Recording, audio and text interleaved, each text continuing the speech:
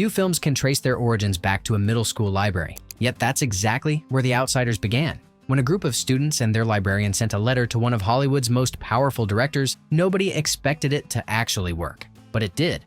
What followed was a production that assembled a generation of future superstars before any of them were famous, pushed young actors to their emotional limits, and was dramatically cut before audiences ever saw it. What ended up on screen was only part of the story, and it all started with a petition.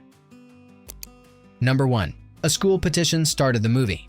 The story behind this film's creation doesn't begin in Hollywood. It begins in a school library in Fresno, California. In 1980, librarian Jo Ellen Masakian and her students at Lone Star Elementary became so passionate about S.E. Hinton's novel that they decided to do something about it. They wrote a letter to Francis Ford Coppola, one of the most celebrated directors in the industry, urging him to turn the book into a movie. Along with the letter came a petition signed by more than 100 students. What makes the story remarkable is that it actually worked. Coppola later admitted he had not read the novel before receiving the petition. The outpouring of enthusiasm from real young readers was enough to make him pick up the book, and once he did, he was genuinely moved by it. Within a short time, he had decided to move forward with the adaptation. It's a unique origin story even by Hollywood standards. Most major film projects begin with agents, studio meetings, and financial calculations. This one began with children who simply loved a book and believed a director might feel the same way. Their gamble paid off in a way that would eventually shape the careers of some of the biggest names in the industry. Number 2. The film nearly had another title. The title of a film can shape everything: how it's marketed, how audiences perceive it, and whether it lingers in cultural memory. During early development of the adaptation, there were discussions about changing the name entirely. One proposed alternative centered on the story's narrator and would have simply been called Ponyboy, a title that would have shifted focus away from the ensemble and onto a single character at the heart of the story. The reasons behind the proposed change were largely commercial. Studios often worry that ensemble titles feel too abstract, and a character-focused name might make the film easier to sell to younger audiences unfamiliar with the source material. There were also questions about whether the word outsiders carried the right tone for a mainstream teenage drama. Ultimately, the original title was preserved, and that decision proved wise. The word captures something essential about the story's themes: belonging, identity, and the invisible lines that divide people. A title like Ponyboy might have made the movie feel smaller, more personal. Keeping the original name helped signal that this was a story about a generation, not just one boy's journey. Number 3. Coppola took the job during a crisis. By the early 1980s, Francis Ford Coppola had already made some of the most celebrated films in American cinema, but his recent projects had pushed his finances to the breaking point. One from the Heart, his ambitious musical drama released in 1982, had been a costly commercial failure that left his production company, Zoetrope Studios, in serious debt. The pressure was intense, and Coppola needed a project that could help him rebuild both creatively and financially. The Outsiders offered something different from the sprawling, expensive productions he had recently pursued.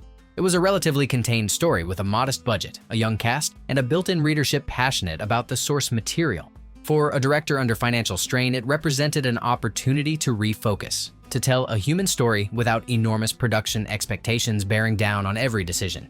That sense of creative reset quietly shaped the entire film. Coppola brought genuine care to the material, treating the story of teenage loyalty and class tension with the same seriousness he had given to far larger productions. The circumstances that led him to the project may have been difficult, but they pushed him toward an intimate style that suited the story remarkably well. Sometimes a director's best work emerges not from abundance, but from constraint. Number 4. The rights deal was surprisingly small. Before a single frame was shot, the production had already done something unusual. The rights were acquired for a fraction of what Hollywood typically pays for a popular novel.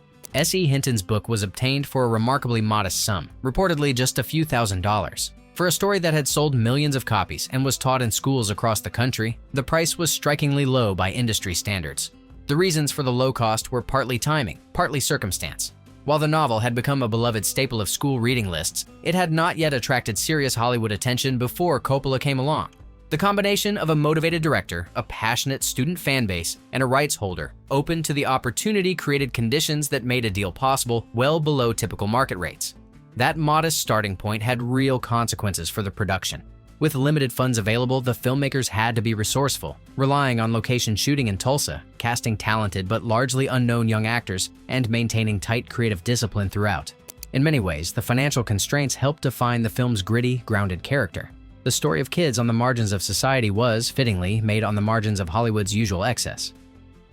Number 5. Coppola lost the screenplay credit. Not every contribution to a film ends up recognized on screen, and few cases illustrate that more clearly than the writing credit dispute behind this production. Despite being deeply involved in shaping the script, Francis Ford Coppola did not receive the official screenplay credit when the film was released. That credit went to Kathleen Knutson-Rowell, following a formal arbitration process conducted by the Writers Guild of America. The WGA arbitration system is designed to protect writers and ensure credits reflect genuine creative contribution, but it can produce outcomes that seem counterintuitive. Rowell had written the initial draft, and Guild rules give significant weight to original drafts when determining credit. Even when a director substantially rewrites material, guidelines often favor the writer who first put the story on the page, and Coppola's changes, however extensive, weren't enough to shift the outcome. The result is a credit block that doesn't fully capture how the script actually came together. It's a situation that has played out many times in Hollywood, where the official record and the real creative history don't quite match. For Coppola, it was one of several complications during the production, a reminder that filmmaking involves not just creative decisions, but institutional ones too. Number 6. The auditions became a competition. Finding the right cast for a story built on rivalry and brotherhood required something more than standard auditions, and Coppola knew it. Rather than bringing actors in one at a time for private readings, he assembled groups of young performers together in the same room. They read for multiple roles, watched each other perform, and competed openly for parts. The atmosphere was charged from the start, with ambitious young talent fully aware they were being evaluated against their peers in real time. The approach was unconventional but deliberate. Coppola wanted to see how these actors responded to pressure, how they held their own in a room full of competition, and whether genuine chemistry or genuine tension could emerge naturally. By placing them in a situation that mirrored the social dynamics of the story itself, he was essentially running an early rehearsal before the casting was even finalized. The results spoke for themselves. The ensemble that emerged from this process had an authenticity that would have been hard to manufacture through traditional casting methods. These were performers who had already sized each other up, already established informal hierarchies, and already begun to form opinions about one another. By the time filming started, the groundwork for both the brotherhood and the rivalry at the heart of the story had already been quietly laid. Number 7. The audition tapes appeared years later. Few artifacts from a film's production are as fascinating as footage of future stars before anyone knew they would become famous. The audition recordings from this casting process, surfacing decades after the film's release, show a remarkable collection of young talent at the very start of their careers. Tom Cruise, Rob Lowe, Patrick Swayze, Emilio Estevez, and others appear on tape, reading for roles in a project that would help define a generation of Hollywood performers. Watching the footage today carries a strange kind of electricity. These actors had not yet made the films that would make them household names, and the rawness of their early performances is striking. Some are clearly nervous, others are already magnetic. A few are barely recognizable compared to the polished performers they would later become. The tapes offer a rare window into the moment just before careers ignite. Beyond their entertainment value, the recordings have genuine historical significance. They document a singular casting moment, arguably one of the most talent-dense audition processes in modern Hollywood history. That so many future stars were competing for roles in the same film at the same time was extraordinary, and the footage preserves that moment in a way that later interviews and recollections simply cannot. For film historians and casual fans alike, the tapes remain one of the most compelling behind-the-scenes documents of the era. Number 8. Coppola divided the cast on purpose. Method directing rarely goes as far as physically separating a cast, but that's reportedly what happened during this production. Coppola made a deliberate decision to keep the actors playing greasers and those playing socks apart from one another during much of the shoot. They stayed in different accommodations, socialized in separate groups, and were discouraged from mixing freely off camera. The goal was simple: to let genuine distance and unfamiliarity develop between the two factions. The technique drew from ideas associated with method acting, where performers are encouraged to live as close to their characters' realities as possible. By engineering a social divide between the groups, Coppola was essentially building the class tension of the story into the daily lives of his cast. Whatever friction appeared on screen between the two gangs had at least some basis in the real feelings the actors had developed toward one another during production. The approach wasn't without controversy. Some cast members later reflected on the experience with mixed feelings, acknowledging that it was effective but also uncomfortable. The line between creative direction and social engineering can be a thin one, and Coppola pushed against it deliberately. Whether the results justified the method is something each viewer can judge for themselves, but the palpable tension in the film's confrontation scenes suggests the experiment was not without impact. Number 9. The rumble scene left actors hurt. Few sequences in the film demanded more physically from the cast than the climactic gang fight, and the toll it took was real.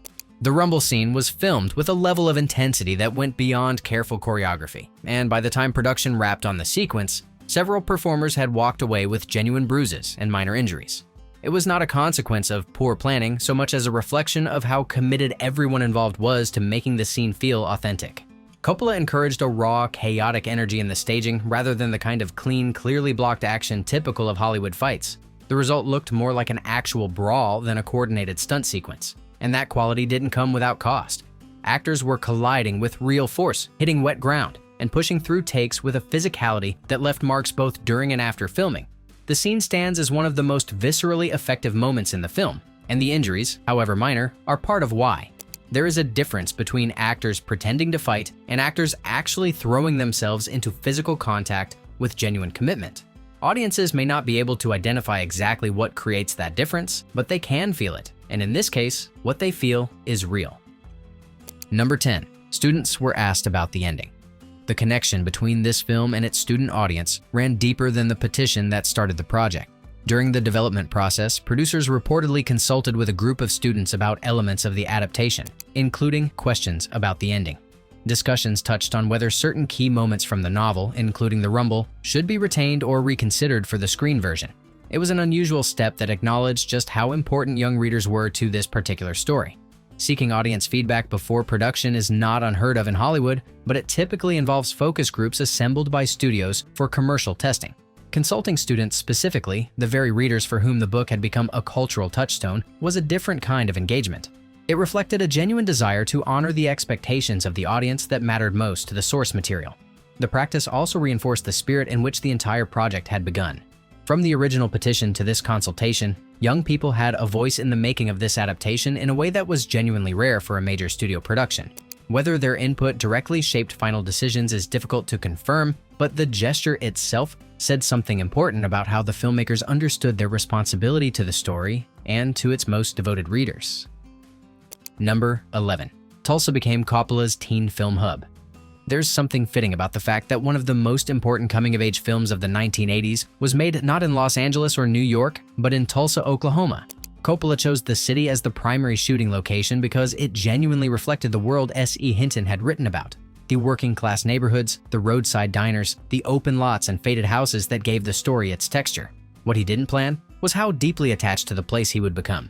Rather than returning to California after wrapping the production, Coppola stayed in Tulsa and immediately began shooting Rumble Fish, another adaptation of a Hinton novel.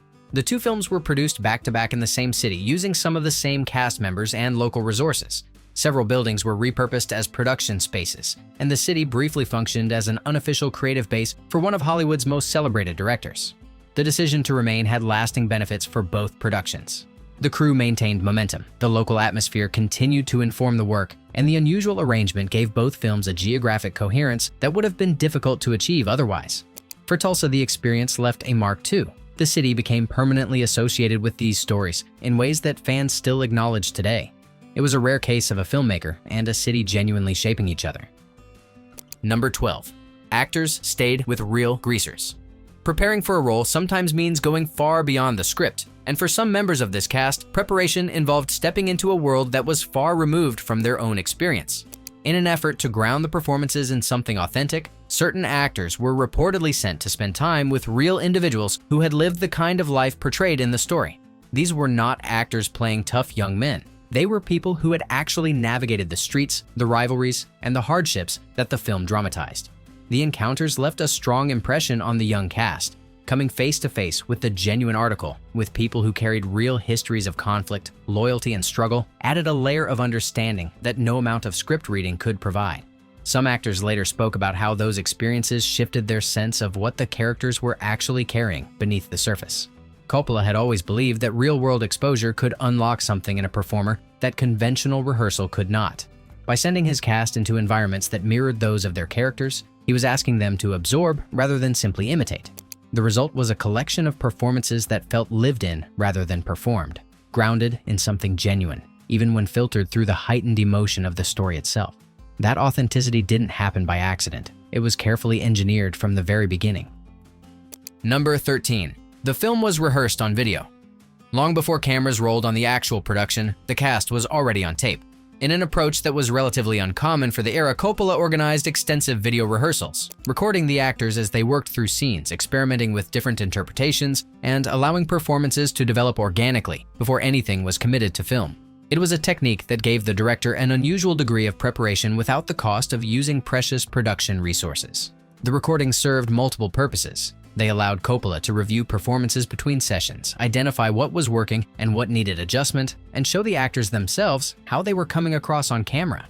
For many of the younger cast members, seeing their own performances played back was a revelatory experience that sharpened their instincts before the real shoot began. The ensemble quality that distinguishes the finished film owes something significant to this process. By the time filming started, these actors had already spent hours working through scenes together, finding rhythms, building trust, and establishing the kind of shorthand that usually only develops over weeks on set. The video rehearsals compressed that timeline considerably, and the natural group dynamic that audiences responded to so strongly was, in large part, a product of that preparation. Few directors of the era invested that level of groundwork before a single frame was shot. Number 14. The set was full of wild pranks.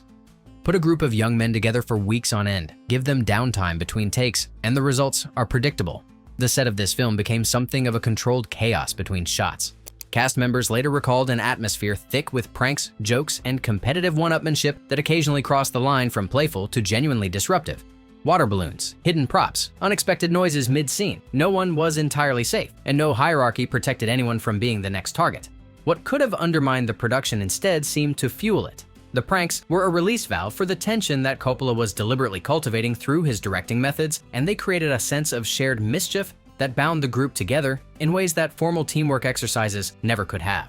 The brotherhood visible on screen was not entirely manufactured. Some of it grew naturally out of the shared experience of living and working and causing trouble together. Several cast members have pointed to this period as one of the most enjoyable of their early careers, precisely because of the anarchic energy that surrounded the shoot. The pranks also reflected something true about the characters they were playing, young men who used humor and bravado to mask vulnerability. In that sense, what happened between takes wasn't entirely separate from the work. It was, in its own way, part of it, and Coppola wisely let it run. Number 15. The author became the cast's guide. It's relatively rare for a novelist to become genuinely embedded in the production of their own adaptation. Most keep a respectful distance, aware that film is a different medium with its own demands. S.E. Hinton took a different approach. Rather than stepping back and allowing the filmmakers to interpret her work without her, she spent significant time on set, engaging directly with the cast and offering guidance rooted in her intimate knowledge of the characters she had created. Her presence was particularly valuable for the younger actors, many of whom were navigating complex emotional territory for the first time on a professional production. Hinton helped them understand not just what their characters did, but why. The inner logic of young men shaped by loyalty, pride, and a fierce sense of belonging in a world that had given them few advantages. She later described her role with the cast in terms that echoed the story itself, comparing herself to something like a den mother watching over a group of boys who needed direction as much as they needed freedom. The authenticity that runs through the performances owes something real to her involvement. When actors are uncertain about motivation or emotional truth, having the original author available to answer questions is an extraordinary resource, one that most adaptations simply don't have access to. Her willingness to be present, rather than protective, helped ensure that the spirit of the novel survived the transition to the screen largely intact. It was a partnership between page and screen that proved genuinely rare. Number 16. The author appears in the film. Cameos by filmmakers and producers are common enough in Hollywood, but a novelist stepping in front of the camera to appear in the adaptation of their own work is something far rarer. S.E. Hinton's appearance in this film goes beyond a simple nod to the source material. She plays a nurse in the hospital scene involving Dallas Winston, a moment that places her quietly but meaningfully inside the world she originally created on the page. The cameo is easy to miss if you don't know to look for it. Hinton appears briefly, with no dialogue that draws attention to her presence, slipping into the scene as naturally as any background performer. But for viewers who recognize her, the moment carries a particular kind of weight. The author of the story, present in the room where one of its most emotionally charged scenes unfolds. It's a blink and you'll miss it appearance that becomes unforgettable once you know what you're looking for. Her appearance also reflects the unusual level of access and trust that existed between Hinton and the production. She wasn't a distant rights holder watching from afar. She was embedded in the filmmaking process from early on, and her cameo is a natural extension of that involvement. It's a small detail that rewards attentive viewers and serves as a quiet reminder that the story never fully left the hands of the person who first told it. Very few novelists have ever been this close to the screen version of their own work, and fewer still have literally appeared within it. Number 17. Sofia Coppola's credit confused fans. Hidden among the credits of this film is a detail that has puzzled viewers for decades. Francis Ford Coppola's daughter, Sofia Coppola, appears briefly in the production as a young child, a small but charming appearance that would go largely unnoticed were it not for an unusual quirk in how she was credited. Rather than her given name, the credit reads Domino, which was her childhood nickname at the time of filming. The result has caused genuine confusion over the years.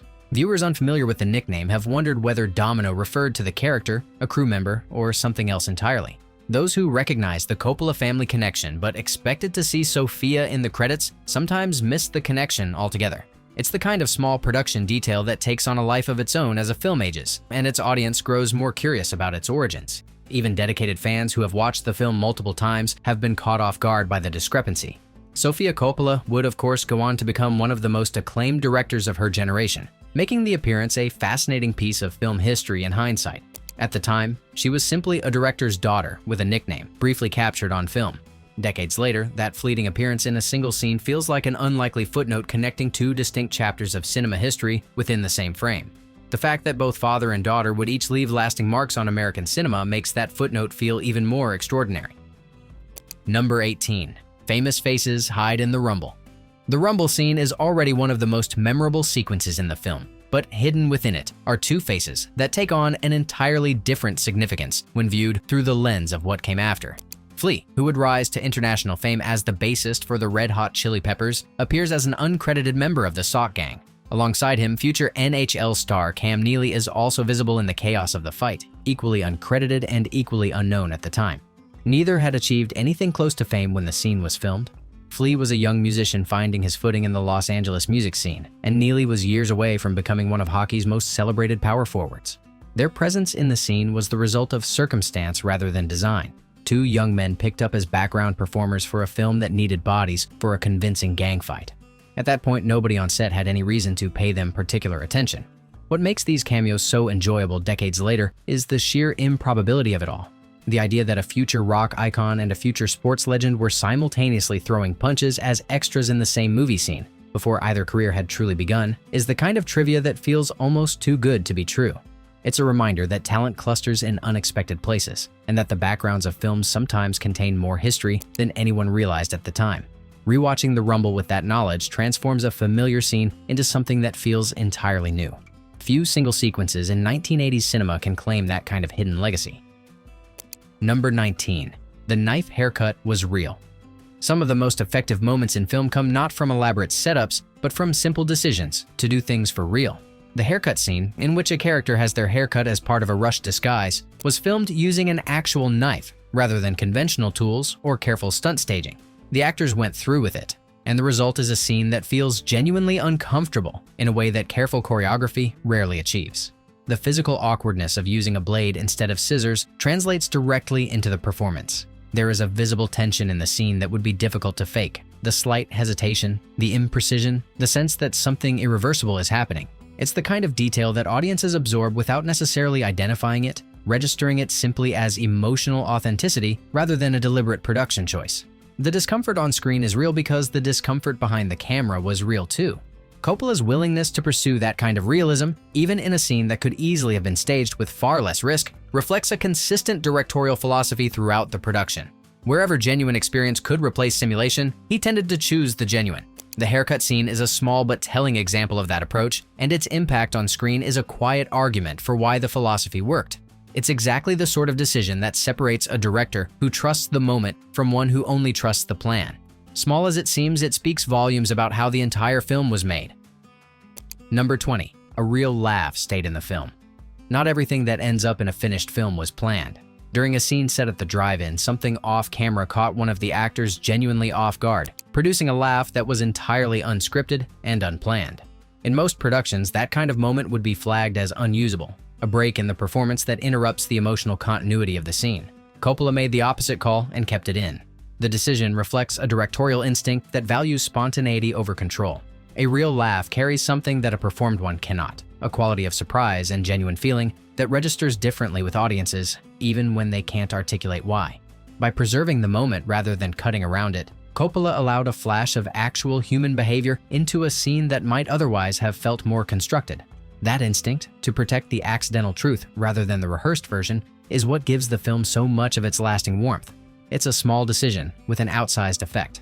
Some of the most memorable moments in cinema are accidents that a perceptive director recognized as gifts. The unplanned gesture, the unexpected reaction, the genuine emotion that slipped through in a take that wasn't supposed to be the final one. This film has its own version of that story, and the laugh that stayed in the cut is a reminder that the best performances are often the ones that surprise even the people giving them. It also says something important about the kind of director Coppola was, one who remained open to what the moment offered, rather than insisting on what he had originally imagined. That openness runs quietly through the entire production. Number 21. A floor collapse changed a scene. Accidents on a film set are usually problems to be solved and moved past as quickly as possible. What happened during the filming of the church scenes, however, became something more interesting than a simple disruption. Part of a damaged floor reportedly gave way during production, startling cast and crew and bringing the shoot to an unexpected halt. It was the kind of incident that could have derailed the day entirely, but it didn't. Instead, the collapse fed directly into the creative process. The shock and nervous energy generated by the accident found its way into the performances that followed, and certain dialogue choices were adjusted to reflect the improvised atmosphere the incident had created. Editing decisions later in the post-production process also accounted for the unexpected footage and reactions captured around the moment. What began as a safety scare ended up contributing texture to one of the film's most tense sequences. It's a pattern that surfaces repeatedly throughout this production, disruption becoming creative fuel rather than creative obstacle. Coppola's willingness to absorb the unexpected and redirect it into the work, rather than simply correcting for it, gave the film a quality of unpredictability that more controlled productions rarely achieve. The collapsed floor is an extreme example of that principle, but it fits neatly into the broader story of how this movie was made, with chaos as a quiet collaborator throughout.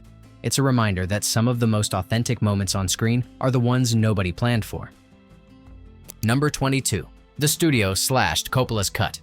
What audiences saw when the film opened in theaters was significantly shorter than what Coppola had originally assembled. His preferred cut ran to approximately 133 minutes, a length that would have allowed for deeper character development and a more measured pace. The studio disagreed, and the version that reached cinemas had been trimmed to roughly 91 minutes. More than 40 minutes of material had been removed, fundamentally altering the film's rhythm and the weight given to several key characters. The cuts fell disproportionately on quieter, more character-driven scenes, exactly the material that distinguished Coppola's vision from a straightforward action-driven teen drama.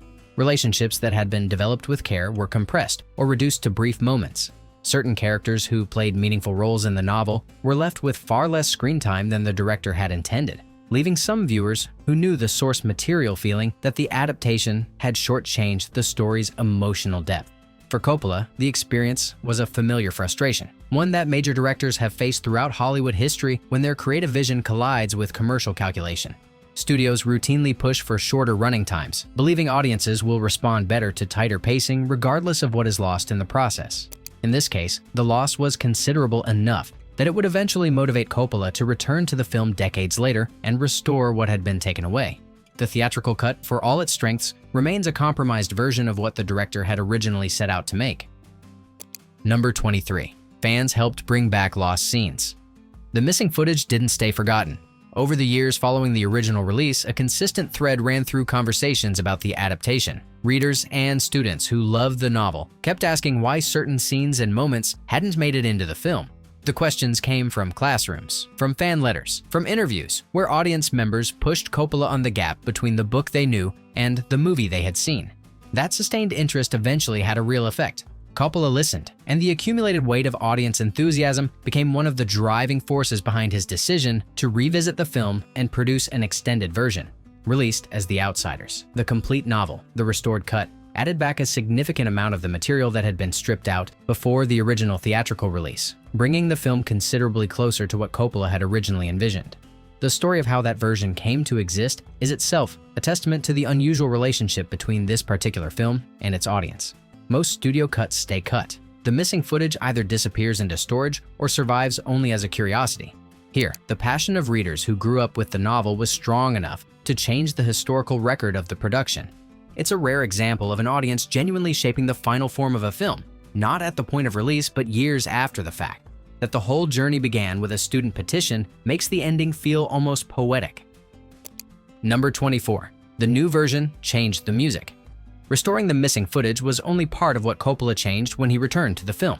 One of the most significant and immediately noticeable differences in The Outsiders, the complete novel, was the replacement of large portions of the original orchestral score with period-appropriate rock and roll songs. Where the theatrical cut had used sweeping, emotionally directed music to guide audience response, the new version leaned on the sounds of the era the story was actually set in. The effect on individual scenes was dramatic. Sequences that had carried a particular emotional tone under the original score felt noticeably different with the new music underneath them. Sometimes raw, sometimes more playful, always more rooted in the specific time and place of the story. For viewers who had grown up with the original version, the change was jarring at first. For those encountering the film for the first time through the restored cut, the period music felt entirely natural. The revision raised genuine questions about which version more faithfully represents the film. The theatrical cut reflects the production as it was shaped and released in 1983. The restored version reflects Coppola's later judgment about what the film could have been.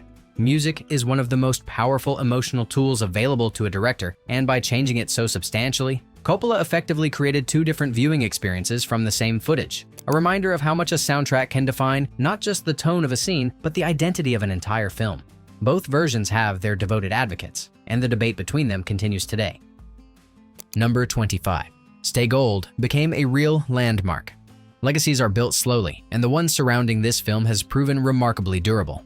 Decades after its release, the story continues to find new audiences through school reading lists, streaming platforms, and a growing cultural conversation about the themes of class, loyalty, and identity that the novel and film both explore. But perhaps the most tangible symbol of that legacy stands on a residential street in Tulsa, Oklahoma, where the house used as the Curtis family home has been transformed into the Outsiders House Museum. The museum is a genuinely unusual institution, a fan-driven restoration project that turned a piece of film history into a living destination. Visitors travel from across the country to walk through rooms that appeared on screen, to connect physically with a story that shaped their understanding of friendship and belonging. The house itself required significant restoration before it could open to the public, and the effort behind that process speaks to the depth of feeling that the story continues to generate. The legacy extends further still. A stage musical adaptation has brought the story to theater audiences, introducing it to generations who may never have encountered the novel or the film. From a classroom petition in 1980 to a Broadway-style production decades later, the journey of this story across different forms and different eras is extraordinary. Few films that began as modestly as this one have left such a wide and lasting mark, and the words "Stay Gold" have long since passed from a line of dialogue into something closer to a genuine cultural touchstone. For a story that started in a school library, that kind of endurance feels entirely appropriate. More than 40 years after its release, The Outsiders remains one of the most fascinating productions in Hollywood history, not just for what ended up on screen, but for everything that happened around it. A classroom petition that reached a legendary director, a cast of unknowns who would become some of the biggest names of their generation, a studio cut that stripped away nearly half the film, and an audience devoted enough to eventually bring it back. Few productions of the era left behind such a rich and complicated story, and fewer still continue to reward curiosity the way this one does. What makes the story of this production so compelling is how much of it happened by accident, by instinct, and by sheer passion. From the students who started it all, to the author who refused to leave her characters behind, to the director who kept finding ways to turn disruption into art. The finished film, in either version, carries the energy of people who genuinely cared about getting it right. That quality is rare in Hollywood at any budget level, and it goes a long way toward explaining why the film has never really faded from the cultural conversation. If these secrets gave you a new appreciation for the film, hit like and subscribe to keep up with more behind-the-scenes stories about the movies that shaped cinema. And drop a comment below. Which of these secrets surprised you the most?